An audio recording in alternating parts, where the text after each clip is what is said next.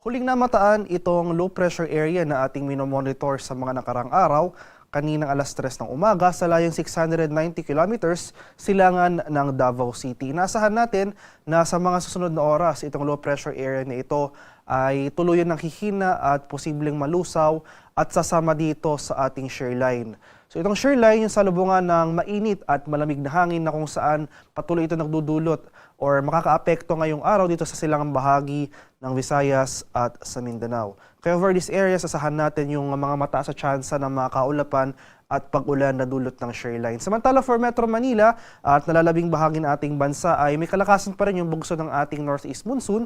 Kaya sa mga lugar na ito, ay asahan pa rin natin yung bahagyang maulap hanggang sa maulap na papawirin. Sasamahan lamang yan ng mga light rains o yung mga mahihinang pag-ulan.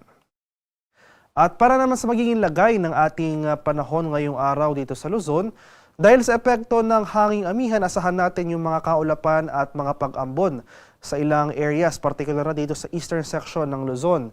So dito sa mga rehiyon ng Cagayan Valley at ilang bahagi ng Cordillera sa mga lalawigan ng Apayao, Kalinga, Ifugao, Mountain Province, pati na rin dito sa lalawigan ng Aurora, Quezon, buong Bicol Region at ilang areas rin ng Mimaropa.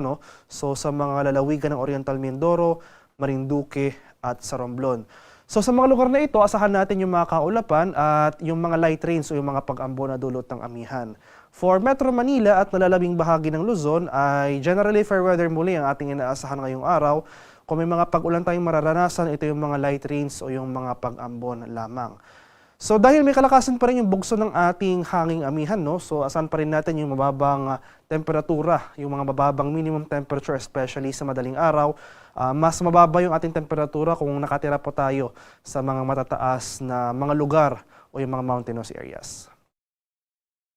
Sa area naman ng Visayas at Mindanao, dahil sa epekto ng shear line o yung salubungan ng mainit at malamig na hangin, asahan natin ang mataas sa tsansa ng mga kaulapan at mga kalat-kalat na pag-ulan at thunderstorms dito sa malaking bahagi ng Caraga, Davao Region at mga lalawigan ng Leyte, Southern Leyte, Eastern Samar, pati na rin sa mga lalawigan, ilang lalawigan ng Northern Mindanao sa may Camiguin at Misamis Oriental. Kaya over these areas, asahan natin especially mamayang hapon hanggang sa gabi, itong mataas sa tsansa ng mga pag-ulan. So posibleng mas dumami pa yung mga areas na makakaranas ng pag-ulan mamayang hapon, dulot yan ng shear line.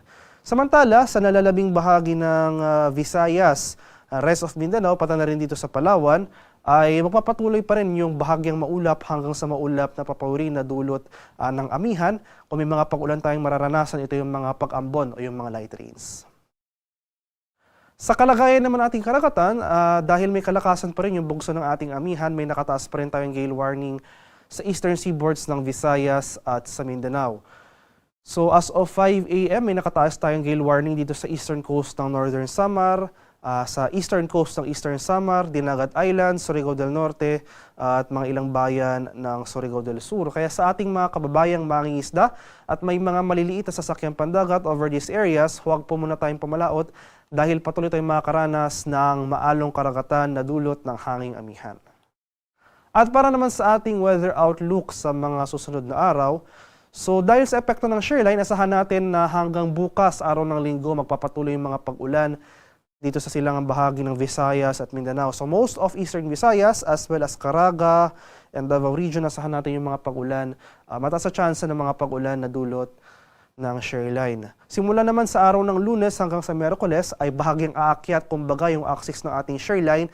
Kaakibat ito yung pag-retreat o pag-atras rin ng ating northeast monsoon. So mababawasan na yung mga pag-ulan sa malaking bahagi ng Mindanao, pero dahil sa epekto nga ng shear line, asahan natin na malaking bahagi na ng Visayas as well as itong Bicol Region, mataas sa tsansa ng mga pag-ulan ang ating mararanasan over these areas in the coming days. Kaya maghanda po tayo at maging alerto sa mga banta ng flooding or landslides dahil inaasahan natin na mas lalakas pa yung mga pag-ulan na ating mararanasan over portions of Southern Luzon, Visayas, and eastern section ng Mindanao.